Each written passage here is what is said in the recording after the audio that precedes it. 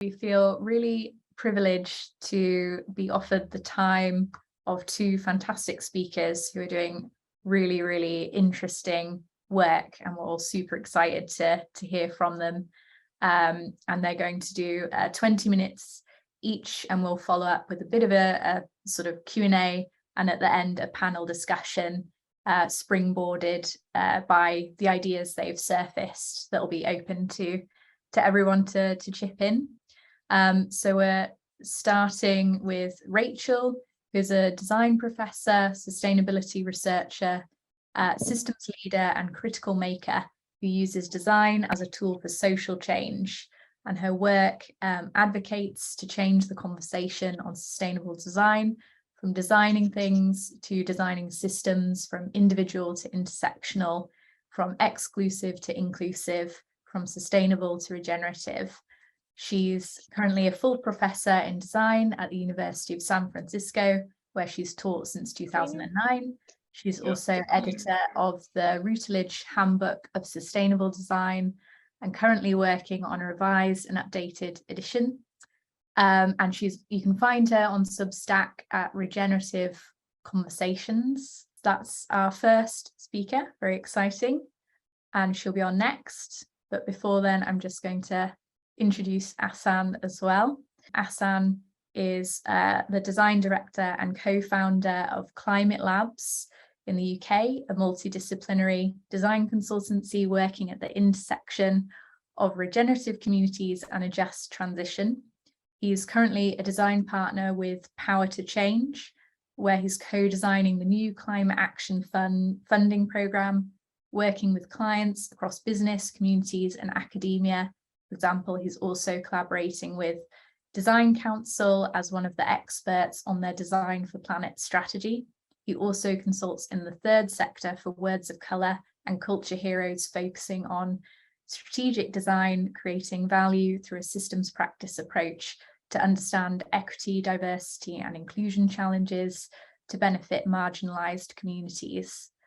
And he's going to talk through Climate Lab's strategic design process and use of innovative tools and methods. So I hope that intro does justice to these speakers. They're doing lots of amazing things. So without further ado, we can switch to Rachel's slides. Thank you so much for that introduction. I'm really excited to be here in this very global space. I always kind of am fascinated by I'm just starting my day and some of you are ending your day. But yet here we are at the same moment together. So the talk I've titled today is Burning Ourselves Out is Burning the Planet Out, changing the conversation on sustainable design to regenerative design. And I kind of threw a lot of ideas in 15 minutes. So hopefully it's not too many and it'll just give us a lot to kind of mull over and unpack later on. So we are burning ourselves out. And as a result, it is burning the planet out. And we're doing this in part because we're designing solutions that are sustainable, not regenerative. Sustainability keeps us at the same place, the same level. It sustains us at the same line. But we know that the world is not sustainable. We're using up far more resources than we put back in. So we need to think beyond sustainability to start thinking regeneratively. Regenerative design gives us more energy. It renourishes us, it replenishes us, it restores us, it repairs the harms that have been done. So as designers, we need to think about how we can design products, tools, systems, interactions, communities that create more energy. If you think about the compost cycle and you have food waste or food scraps, you put this in the composter and it actually makes the soil richer. It gives us more nutrients. It's a way to think about regeneration. If you think about regenerative brakes that are in an electric or a hybrid car, it creates more electricity from the act of slowing down. These are simple examples that I share just to kind of get us starting to think about what regenerative design is and what it can be. So it's too late for us to keep talking about sustainable design. we're not sustainable. So as designers and as individual people, we need to move to thinking beyond how we do everything and how we can remake ourselves to be regenerative in ourselves, to regenerate ourselves, our collective, and our planet. And I kind of think on those levels of like individual, community, and planet. So when I tell people that I teach about sustainable design or sustainable systems, regenerative design, some people think I teach how to make reusable tote bags. Because this is like one of the most popular images that were sold literally at every checkout corner, right? It is not what I teach, right? But it can be used, I think, as a metaphor for thinking about design at different levels. So design is about visual messaging, right? It's aesthetic, it's somewhat superficial, but at the heart of what a lot of designers do is visual, right? So when we think about sustainable and regenerative design, part of it is visual messaging that we see on these very superficial, like, I'm not a plastic bag, right? Design is materials. We think about things from pre-consumer to post-consumer, the entire supply chain. Where do our materials come from? How are they made? How are they distributed? How are they consumed? How are they disposed of? That's all part of this equation. Design is user experience. When we think about using our reusable bags, we forget to bring them to the store, right? Well, if we forget to use them, what if we redesign them so that they can be folded up and clipped on us or stuck in a backpack or something like that, right? Here, we're thinking about behavior, habit, routine, cultural norms, expectations, how we use things. That's a piece of design. Design is psychology and rhetoric. If we think back to a time when, at least here in the US, there's a lot of places that are still giving away free bags, right? If you change the psychology between we're going to give you a discount of 5 cents versus we're going to charge you 5 cents for this bag, that simple change of reward versus punishment, save versus charge, even though it's 5 cents, it actually changed how a lot of people thought about using reusable bags. Very small thing, right? Design is also policy. What if we change the rules altogether, right? I live in California. We went through several iterations of legislation on single-use plastic bag bans, right? So design can just change the rules altogether. Now, we can applaud this as a win. It also created unintended consequences. And that's why we need to look at larger systems, which I'll unpack in a minute. But I'll give you a quick example. So Target stores here in California, because California no longer allows plastic bags, right? They don't give you a single-use plastic bag. Instead, they sell you a reusable bag every time you check out. This is that reusable bag. Why is it reusable? Because it's thicker than a single-use bag. Looks exactly like the others, right?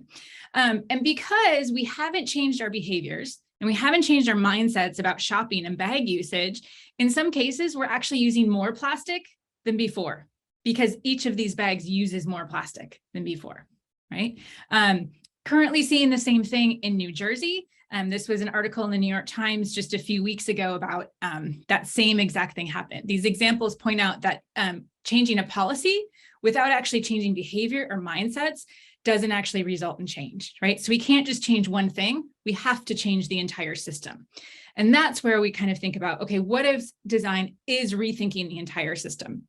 So what if we change the idea of how we even buy our food or get our food and just think of something totally new? So maybe it's not going to the store and getting a bag, but we're getting it directly from a farmer as part of a CSA, and I reuse my box each week for fresh produce, right? So here we're rethinking the entire system. We're also talking about ethics and values and identity and community. And that's the juicy stuff that really gets to impact. So in looking at points to intervene to create the most impact, leverage points are a useful framework. Donella Meadows eloquently argued for systems thinking throughout her career and introduced the 12 leverage points to intervene in a system back in 1997. Her work has always been central to how I teach designers to think about systems. Meadows mapped out 12 places, 12 points where we can implement impact.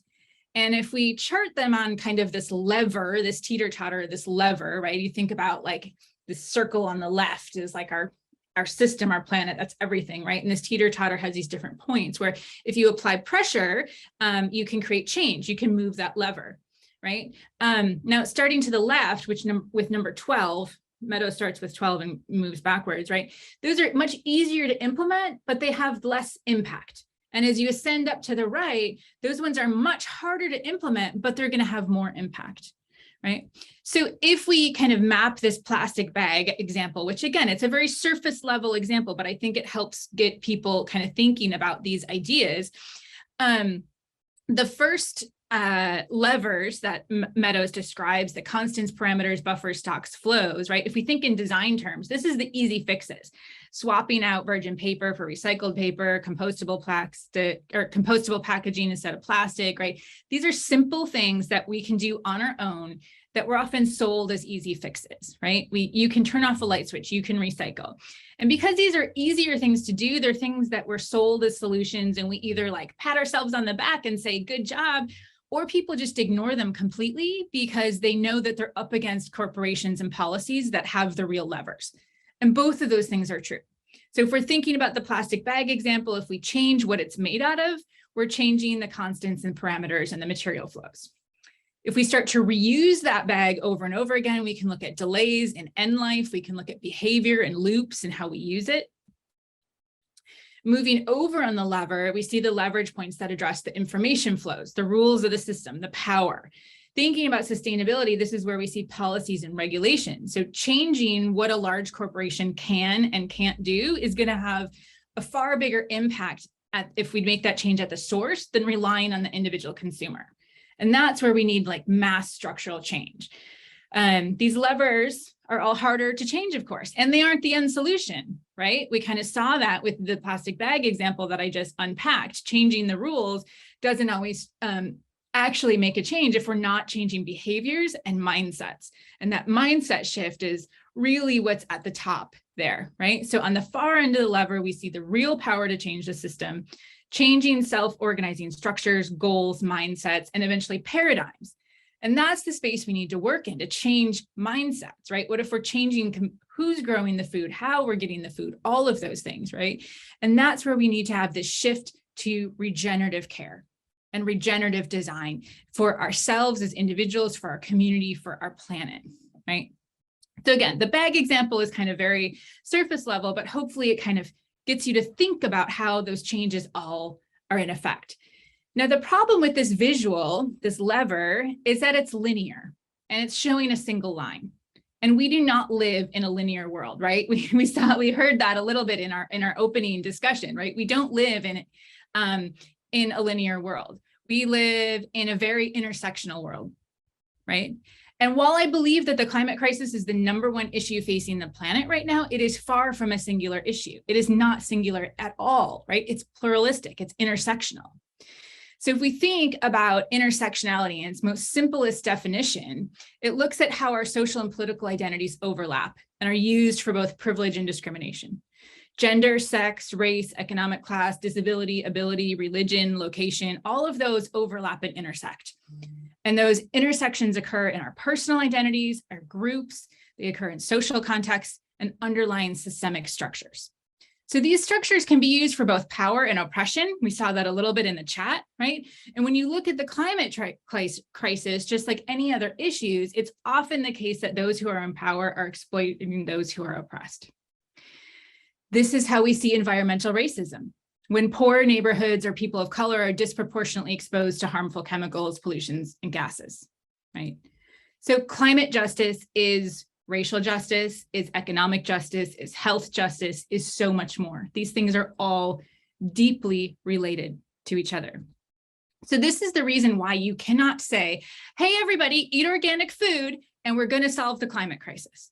There are layers upon layers upon layers of who can afford it, who has access to it, where is it sold, where is it not sold, what kind of education do these people have, how much does it cost, can you afford that on minimum wage, what is minimum wage, who's subsidizing and growing cheap food, who markets it, who manages it, who profits from it, who's harmed.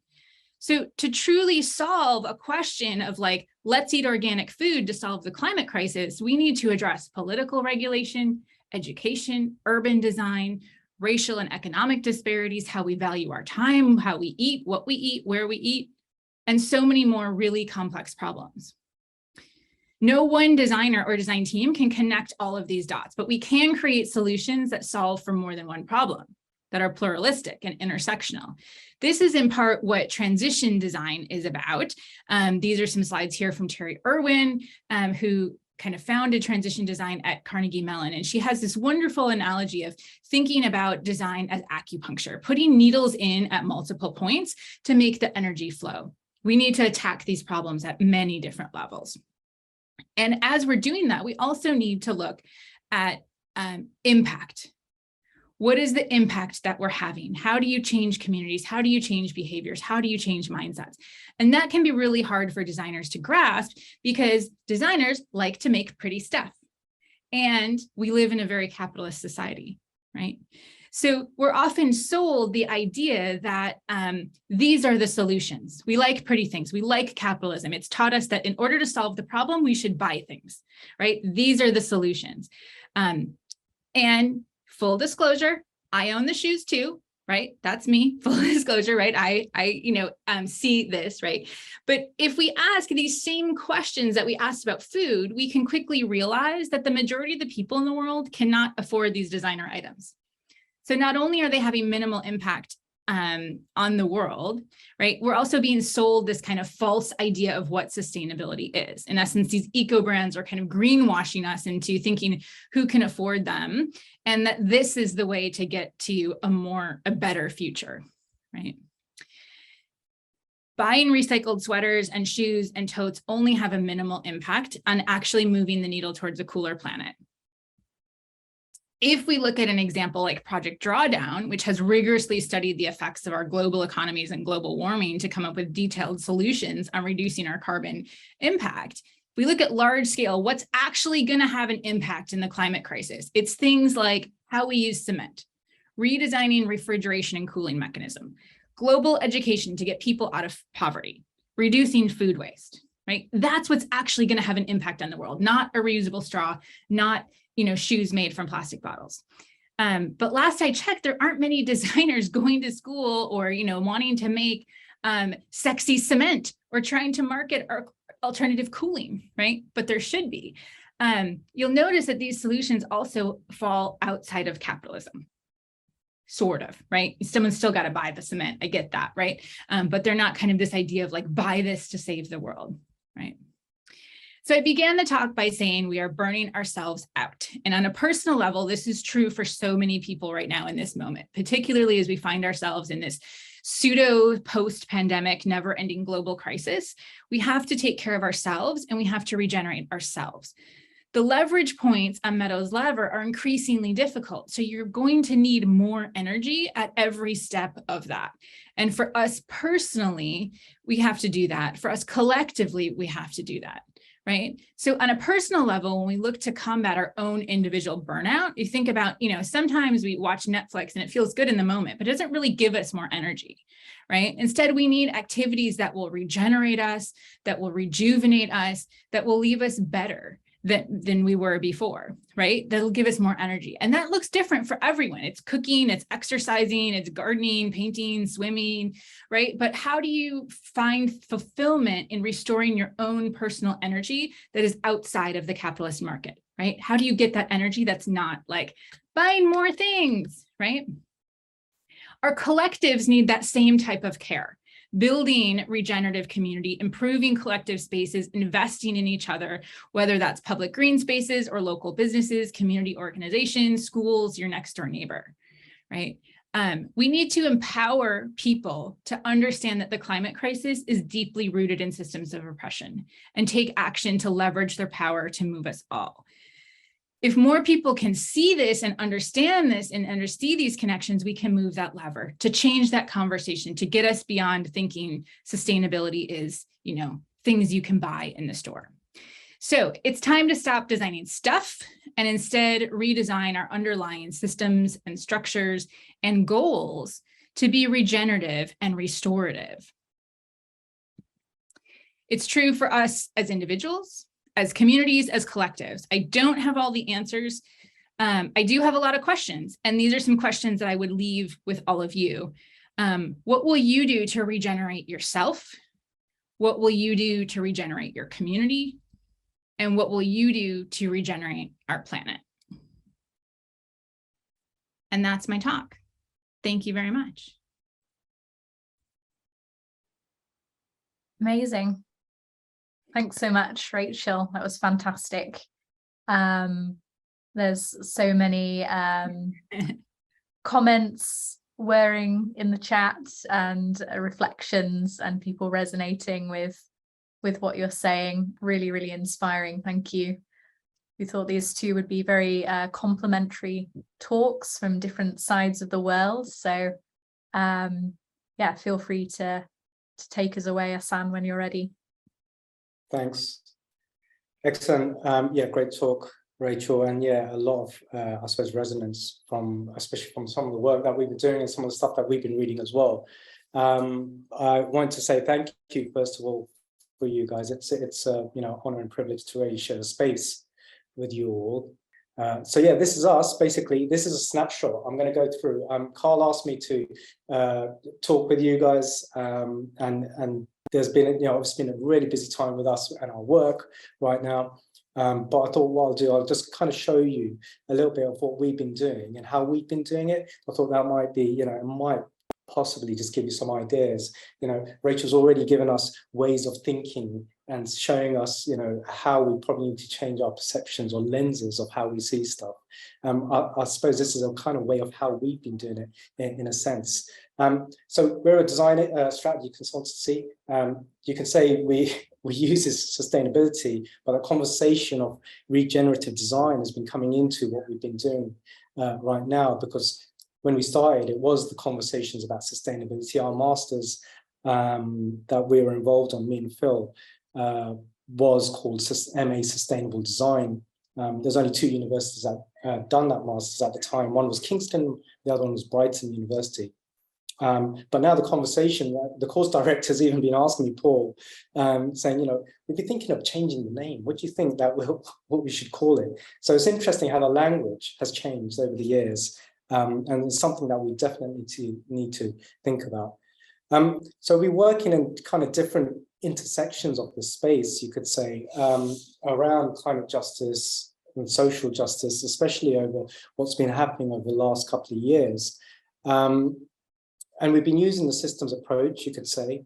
Recently, obviously, we've been working this year with Power to Change as a design partner, working with community businesses, and the theme was around, you know, systems change and how are we going to do that, which is extremely ambitious. And then we've done this little project with Climate Action, the Innovation Zone at COP27, which has been a pretty interesting piece of work. There's a video, it's a 3D video actually, that we were working on to help promote the space in between the green and the blue zone. Some of our older work obviously was connected in the commercial space, you know, PA Consulting, ING the Bank, you know, Vattenfall, PwC, and those guys. But, you know, very much recently, our work's been kind of on that community level now.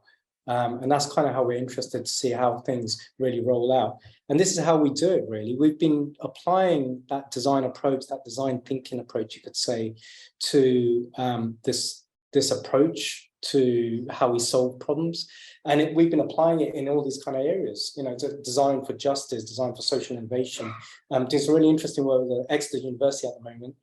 They came up to us and they said, well, can you use design thinking to actually help decolonialize some of the way we do our work? And we're like, wow, how are we going to do this? So that's been a series of workshops, working with senior staff and educators and staff, academics within that space. Really interesting work. And then we've been using, obviously, for systems change. We call it the Earth crisis now, because we've got the nature and climate crisis going on, and designing for communities, and obviously for regenerative futures. You know, how does that work? And I've put a question mark around sustainability, because again, you're right. What are we sustaining? Just going to move over. So yeah, Rachel, you've probably been involved in this book. I don't have time to change my slides, but yeah, this is quite interesting in terms of the pages that we've got at the end of this, saying, okay, this is the journey for sustainable design. You know, it started within this space of green design, eco design. Some of you are already familiar with biomimicry, cradle to cradle.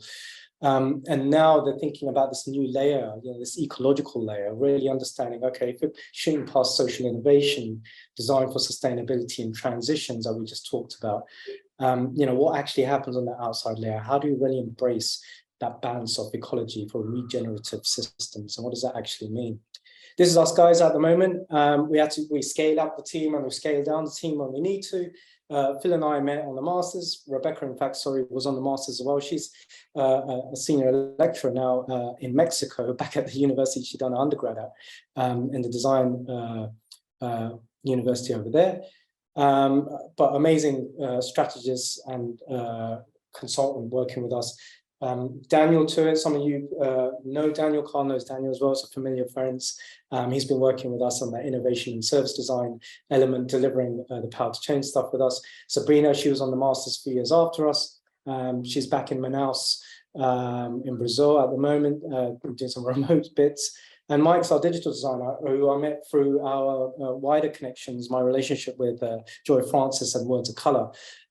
So, amazing community over there, just kind of connecting and powering up to do some of these amazing projects.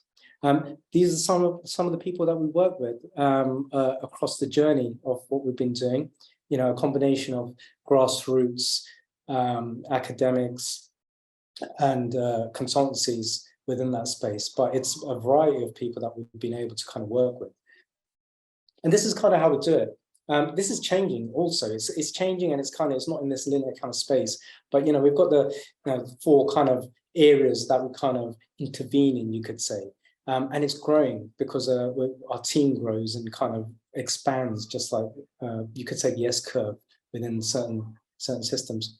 Why do we do it? Obviously, we know time's running out. We've only got 8 years to kind of deliver this, and there's a huge sense of urgency and emergency now, more and more, that when these goals came out in 2015, as we're working with organizations that are struggling just because of policy and governance within the space. So a lot of work needs to be done. How do we start this? Well, we started with the Design Council in 2015. Our masters was actually connected with the Design Council. We were introduced to the double diamond method over there, and this is very much what they're doing right now. So we've been involved with how some of this has kind of bloomed into the systemic design framework, and we've been quite lucky to be in these conversations of how this has been distilled and rolled out. And the stuff that we use in this is very much where we're able to kind of chop and change and kind of borrow some of these areas, these characteristics that we've noticed that have been extremely important to really understand what dynamics we really need in order to run some of these projects. And these four characteristics have been really key for us to really understand, how do we orientate ourselves? Whose role is where, and where can they really add value within these projects? And for those of you that know, it's, it really starts off with this approach to, discovering and defining in the beginning, and then working about how this, turns into these different interventions, but actually applying these different ways of thinking to come up with solutions, and then remixing that again in different kind of ways. But while you've got the outside kind of relationships all playing and holding that space as well.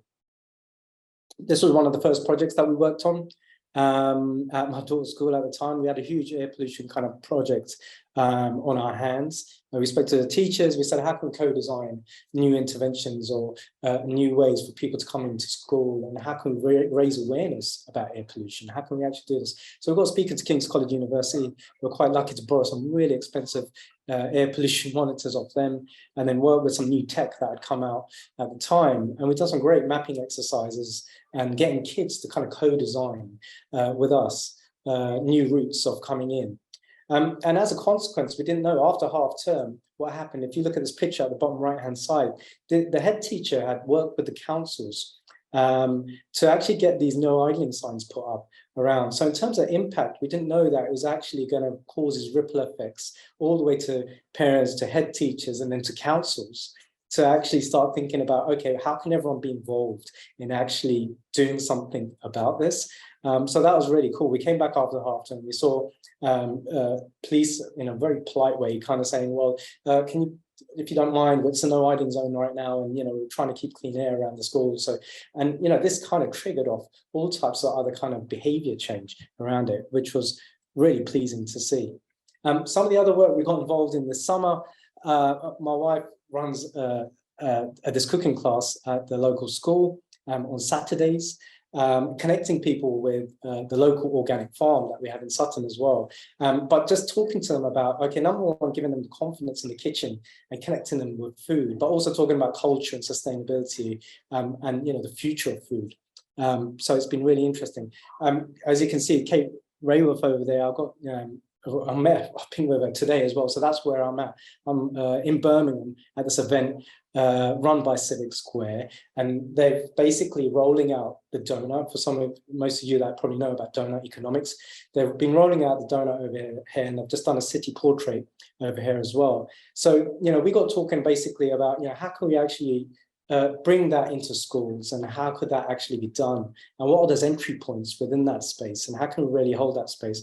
We've done this pretty amazing stuff. Obviously, we're doing cooking, but we've done Lego creative play as well, really reimagining, what is this future that we actually want to thrive in? What does that actually look like?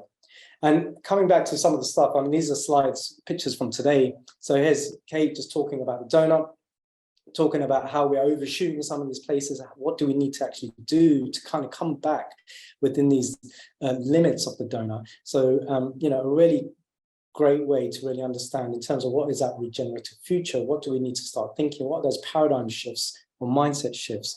And how can we use this as a compass to really navigate our way into kind of fixing some of these red zones? And what can we do as a community to actually address this? This has been a pretty interesting quote. That was it's actually a quote from Amy, who runs Civic Square with the team over here. But I'm going to let you read this. I'm going to read it out for you. So yeah, just take a couple of seconds if you can see that.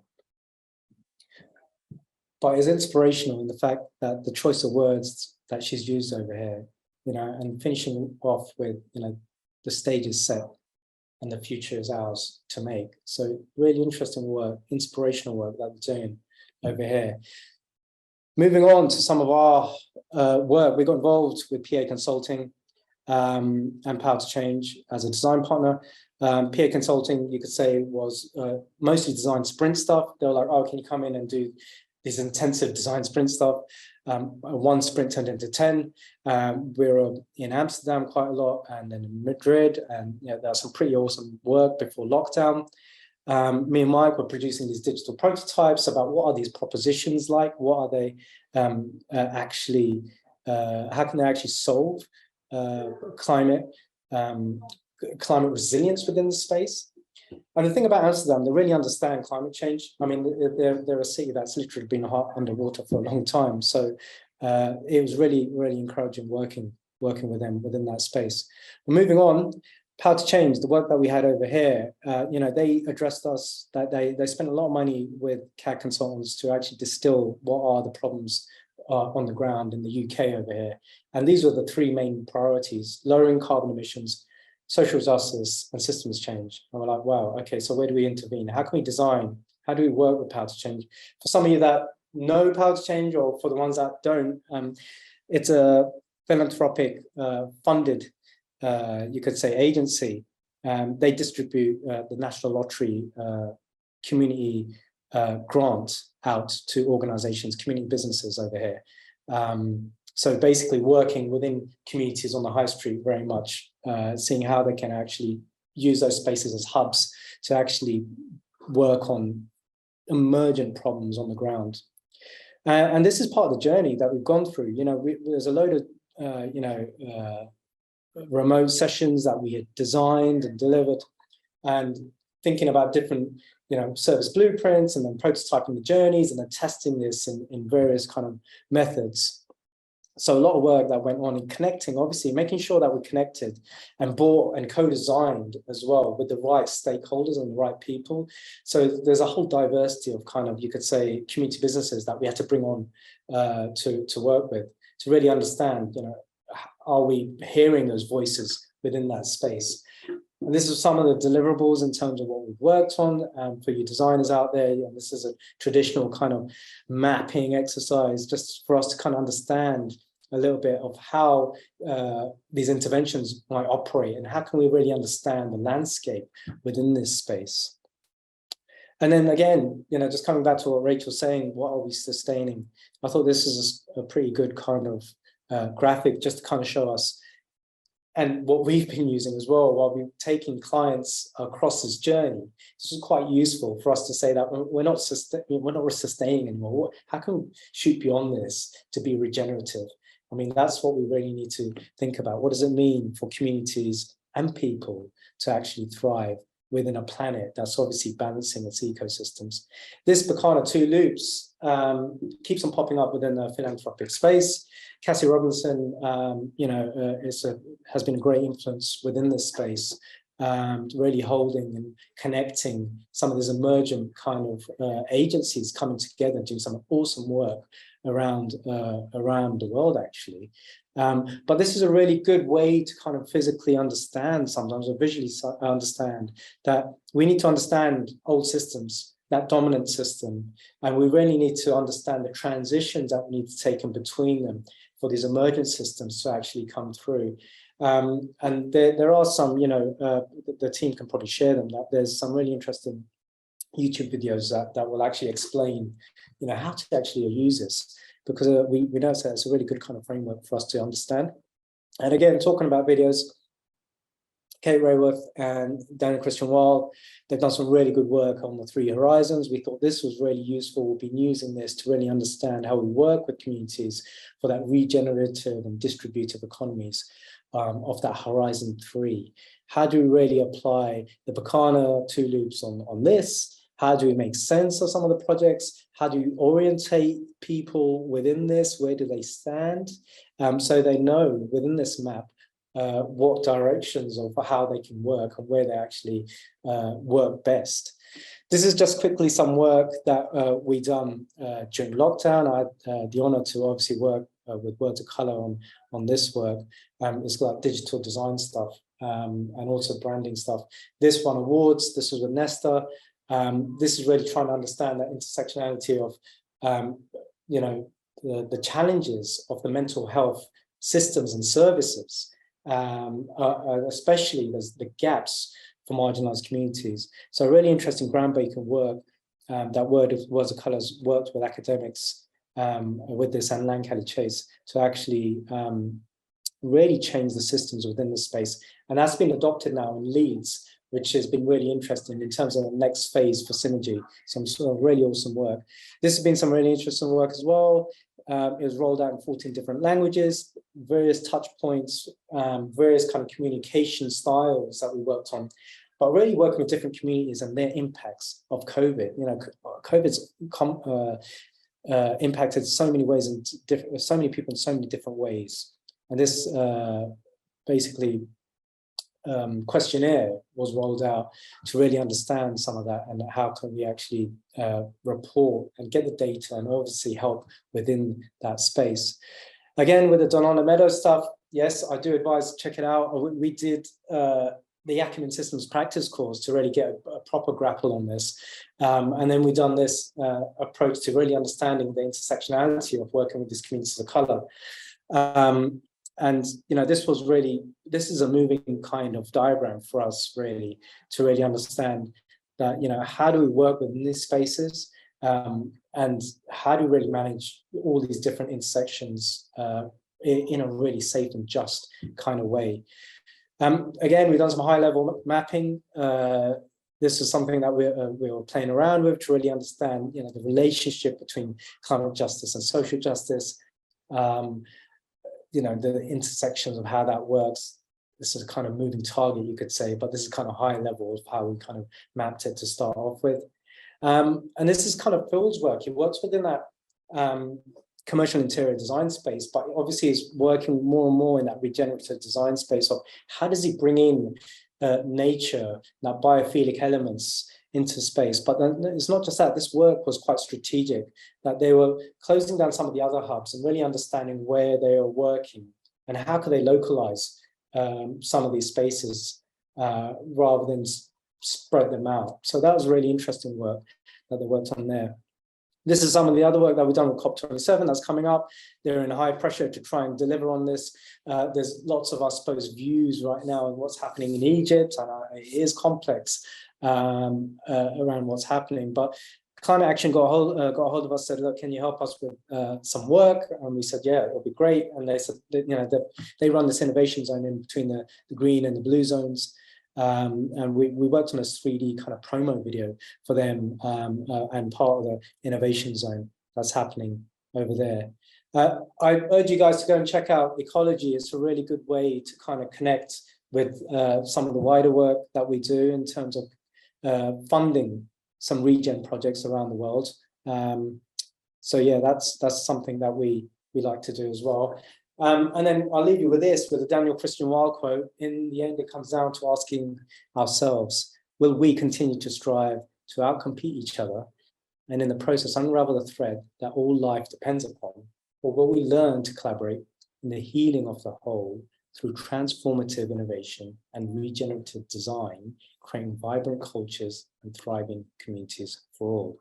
So, you know, this you could say is a bit of a start for us guys. You know, at the end of the day, you guys holding the space, bringing people together, it's extremely kind of crucial for each other to kind of nourish and connect and collaborate with. So yeah, I'll leave you there with that. Thank you so much. If anyone would like to unmute and share some reflections or comments or questions, please feel free. I am sitting on my hands here because this was so new to me that there's just so much information that I've been craving. So thank you to everyone who's been sharing in the chat. Thank you to the speakers. Thank you for having this community. I definitely need to just like reflect and dive in on so much. So to focus on something that's kind of, I don't think there's been a link shared yet on this topic. I know it's at least Dora that's also interested, or I may have pronounced that wrong, but the concept of competition that we were kind of talking about at the beginning, like, so I think it was Daniel Wall, he talks about competition not being useful. And there's also like the kind of thread of thinking that like, if all of the funding that was going toward different startups to make something like regenerative energy of some kind happen, if we just pooled all of that into one fund and like one project and made that work, then that would solve a lot of issues. So like those are both like, that's an example of where competition is kind of not the best thing for the wider system. So is there actually a case where like more competition is a good thing? I'll open that up to the speakers if anyone would like to jump in some thoughts. I think the problem with competition is that it is so closely tied to capitalism, and how to separate competition from capitalism is a difficult question. And I think to make competition useful, it would have to be divorced from capitalism.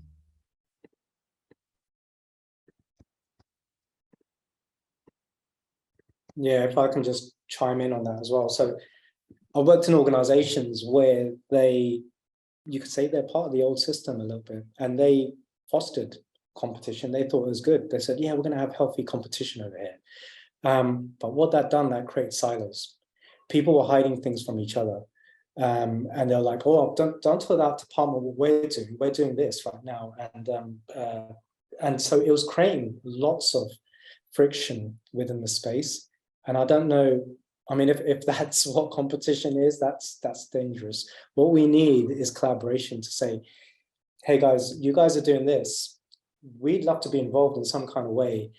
How can we really merge, and rather than recreating the wheel, how can we unite and create something even better? So maybe that's a dynamic I think looks a bit more progressive. Yeah, thank you. Two really nice Thank points of view on that. And I'll just go back to the chat because I know people have been sitting on these questions, excited to hear. So yeah, let's start here with these questions for you, Rachel. So how can we keep regenerative from becoming an empty signifier like sustainable has? Do you define regenerative design principles as clearly defined or as part of the spectrum? Yeah, great questions. Regenerative design principles, I would say, are a spectrum and not necessarily clearly defined because they are different for every situation and person and ecosystem, right? What I need to do regenerative farming here in California is probably different than what is needed in the UK. And that's kind of like a physical example, but it also could be very metaphorical, right? How do we keep regenerative from being an empty signifier like sustainable has? It's a tough question. It can't be co-opted by capitalism, right? You know, I think about a lot of movements kind of become co-opted by capitalism. And so as soon as we see like t-shirts being sold in like Walmart that are like, I love regenerative design, that's maybe a sign that it's become empty, right? By its very definition, it can't be empty, right? By the definition of regenerative is to create more energy, to repair, to replenish, to renourish, right? So it's very, you know, by definition, it's not empty. It's creating more. It does become complicated because, you know, I can see a lot of capitalist markets saying like, yeah, let's create more money, more waste, more, right? So it's tricky. I think part of it comes down to dialogue and education. I mean, I think about, you know, the way my own kids are being educated is very different than how I was, right? I also say that and I totally acknowledging that I live in a very progressive part of the United States and that there are other parts of the United States that, you know, don't believe in the same things. And so how do you balance that truth is really kind of scary to me. I think some of it also comes down to inverting systems of power, right? I think some of the problems that we see in the United States right now are because the people in power are the ones that are privileged, right? So if you look at, you know, I sometimes get baffled by like, how can so much of Florida just got wiped out by a hurricane? And yet those same people believe that climate change is not real. Like, that's just odd to me, right? But do they really? I don't know that they really do. I think it's the people in power who it doesn't matter that their house got wiped out because they have 5 other houses, right? So they're the privileged ones and they're the ones that are pushing their own agenda. So I think inverting systems of power is going to change that. But that's like, we can talk about for hours about that one. I don't know, Ahsan, if you want to add anything. Yeah, I think so. It's that word sustainability, you know, it came in, we are in this constant flux, constant change. So I think we need to embrace that change as well. I've been listening to or reading Adrienne Marie Brown's work, you know, and some of the stuff that she talks about and how we should really embrace change within that space. And who knows, the language around this will adapt as we grow. Yes, emergent strategy. That's it. Awesome book, man. Yeah, I do recommend check that out. So you know, it's about that language. How does that change as well, and how do we adapt? How do we grow with that? And hold that really because so it will change. The other question here, how can we formulate some of what you said as a question of what are the designers' roles in social justice movements? I think about this a lot as a design educator. And I think one of the problems with our current like design school model is that students come to design school and they're individuals and they're making individual work for an individual grade to get their individual degree. right? And that is not how the world works. So the fact that we're like educating people, like, come in, make your poster, and I'm going to grade you, and like you're done, right? That's problematic. So I think some of it is, again, changing how we teach design and how we think about what a designer's role is. So, again, stop designing stuff, start designing systems. But that's hard to do when we have all of these underlying systems that, go all the way back to kindergarten or preschool in some cases, right? So I think really looking at design as holistic, right? That design is more than stuff, that if we think about movements, those are designed, right? And kind of working in that space. So I tend to think a lot of stuff comes back to education and changing the conversation.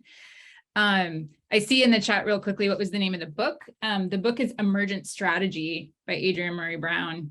It is a book that I go back to so many times, and every time I read it, I get something new from it. Yeah, I also a huge fan of this book and a lot of the resources that have been flagged. I think these talks and references are an absolute goldmine.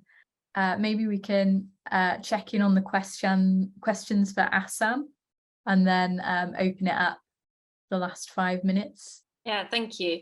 It kind of merges now, because my question was actually related to, it's one thing to teach, how to collaborate and teach how to what regeneration means and teach. But how do we get to the stage where you don't actually have to teach it because people are living it by design? So that kind of goes back to my question that I wrote in the chat for Ahsan, like when he's working with schools, like, okay, yeah, there are the social permaculture principles, there are a whole lot of things that you can bring into the school building, but how can you change the system so you don't actually have to say a word because people are having the experience of living through it? So I'm also wondering, like, for example, in higher education, then, like, how many universities have, for example, a garden where they can just go and, dig with their hands and get, even though they are not studying agriculture or anything related, but those who are economics, designers, but engineers, whoever, who actually go out there and have the space to do that, to connect through that experience and learn, by actually living. I think part of what you're talking about has to do with norms and creating different norms and creating those as cultural norms.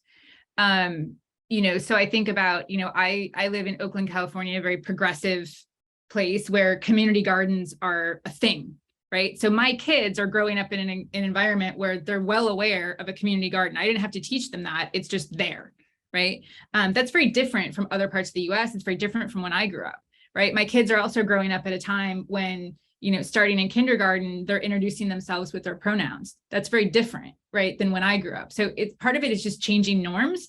And a lot of these things are chicken and egg things, right? I live in a community where it's mandatory that we compost. So my kids never knew life without composting, right? Whereas that's very different from me. And so I think a lot of it is changing community norms that then are just part of the ethos. Thanks. Yeah, I think that's brilliant about changing the norms, and something I try and practice is living into those future values I'd like to embody, and hopefully we can support this ripple effect by, embodying more regenerative approaches where we can, but it's of course not always possible for everyone. Ahsan, I wonder if you'd like to build on that. It's those entry points for kids as well. We found that connecting kids with nature is one of the first things. Number one, how do they, within this whole digital world that they've been brought up with, how do we kind of still help create those entry points for them to connect with nature? Perhaps in the way that, our generation, my generation, did in those days, where we were allowed to roam out free in the woods and the ponds without, people or parents worrying about us. Whereas now there's this kind of, this wrapping in cotton wool thing of, are we even allowed kids to be out within these zones? So connect to them, number one, with nature, find those entry points and getting them to have that relationship, building that empathy with nature, that what we've thought is really, really useful. I mean, you saw in some of those pictures that I had the kids were outside and we were doing some sensory stuff where we went out with our books and paper and we said, if you close your eyes, what can you hear? Can you hear the wind? Can you hear the leaves? Can you hear the birds? Something that they might not necessarily pay attention to. So just really understanding, slowing down, really understanding what's around them. And then we're actually connecting with the local birds. You know, we were like, well, who knows what these pictures are? What is this bird? No, it's not a woodpecker. And so connecting them with local birds, and so they can understand and be a bit more kind of vigilant. And next time they look out the window, and not just that, we will actually connect them with bird songs, saying, okay, well, this isn't, so have you heard this bird? You might not see the bird, but you can hear the bird. And next time you hear it like this, you know what to look out for. You hear it first, and then you can see it second. So all these different kind of entry points. And then understanding ecosystems. Kids had a great chance to actually draw ecosystems, and then really understanding food chains and then food webs. You know, how do apex predators operate within these natural settings? You know, that's the story of the wolves and the Yellowstone Park. Is a great story about how they introduced wolves and how that really changed the landscape of everything else. So all of these kind of ways to, number one, connect people with what's around them, connect kids with what's around them, I think was really crucial for us. That's gorgeous, thank you. Seeing lots of nodding heads, it's a beautiful image of the bird song and people kind of reconnecting. I've heard of this time being called for the kind of global Northwest, a time of great remembering and relearning, kind of relearning lots of embodied knowledge that we used to know, and some cultures still know about how to connect with nature and the land, and we need to kind of relearn because we've been trained or socialized away, and cultures kind of moved away from that. So really great to hear kind of your real examples. So I'm wondering if you feel, yeah, there was a question, maybe this is kind of, you've kind of covered this piece about exploring the donut with children. Do you want to answer to that top question, or do you feel that's kind of covered? Yeah, that was kind of covered. I mean, so that was the entry point. So we did talk about, you know, what does it mean for the donut? You're right, we had different age groups. We had kids from as young as 5 all the way up till about 15, 16.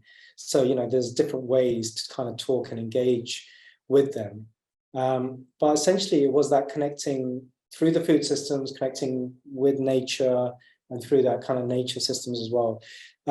Some of the other stuff was a little bit challenging. You know, we did try in the beginning, but this was co-designed and reiterated. That was the beauty of this, that, you know, the camp was designed in such a way that each time we worked with them, we kind of reviewed it and worked and kind of hacked it for the next session, which was really cool. So we kind of refined, ideated again and again. So that was really good. So yeah, it was just working with those entry points, really. But yeah, coming back to that middle question, I suppose, yes, we try to be as equal as possible and as fair as possible with how we work with each other, to try to keep it as kind of flat as possible of how we do this. So yeah, we do try. We're human after all, and we're learning. We're continuously learning within this space. The more we talk about it.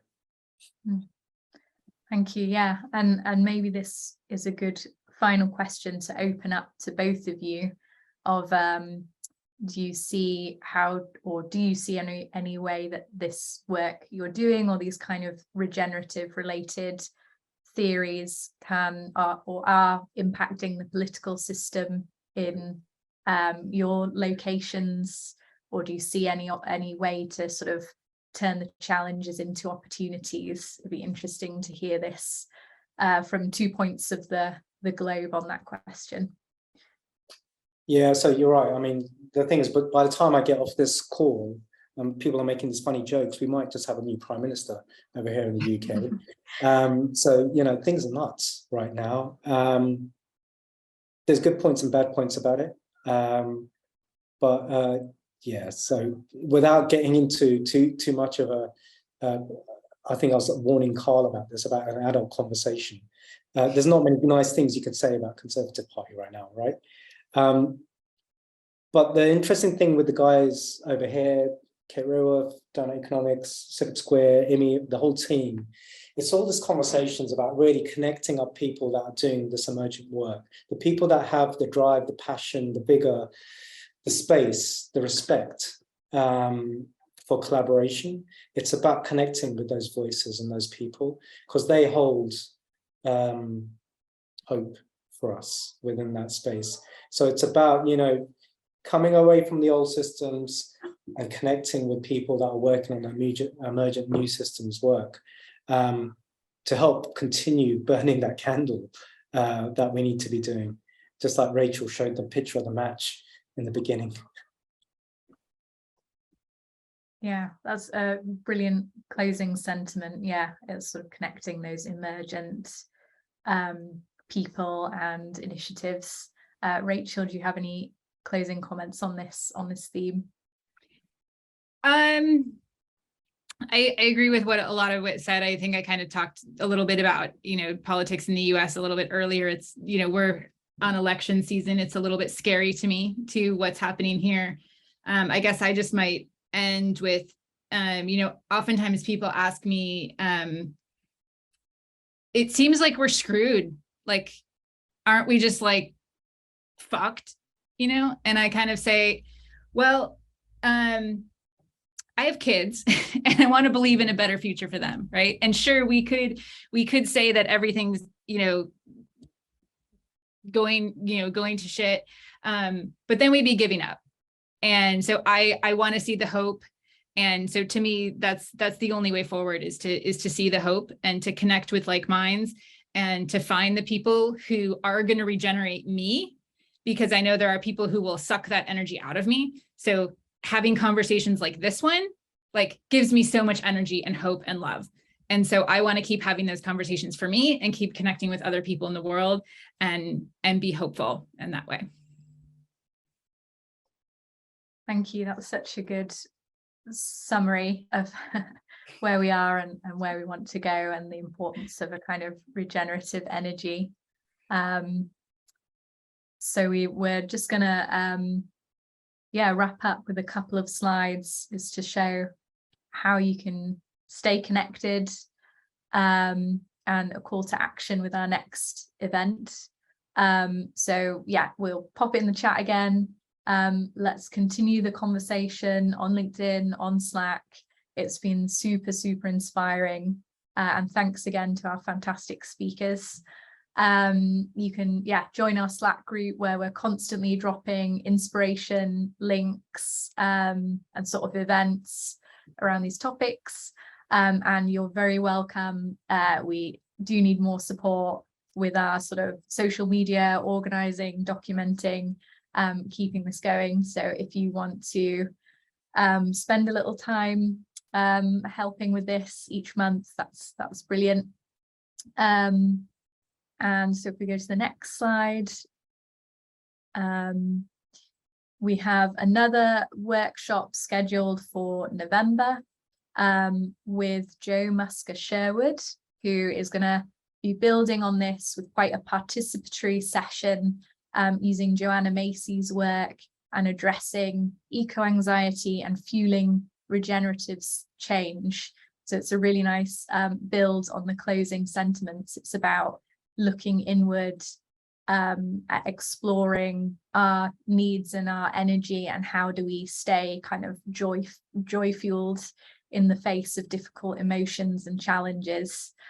And she also runs the Rest of Activism, which is also a global community that sort of meets regularly to do kind of regenerative practices and support each other. It's a really lovely community to be part of. So the session will focus on resisting burnout, cultivating practices of joy, tending to heavy emotions, and connecting to each other, having some sort of co-counseling conversations, working through some tasks together. So it'll be quite hands-on. And if we go to the, I think we can leave it there. A huge thank you again to my co-facilitators, Hazal and Louis, supporting in the background with technical bits and pieces, and Zeynep, and huge thank you Rachel and Ahsan for taking the time for this out of your schedule. It's been really brilliant. Thank you. Thank you. Thank you. Have a wonderful evening, everyone, and we'll hopefully see you online.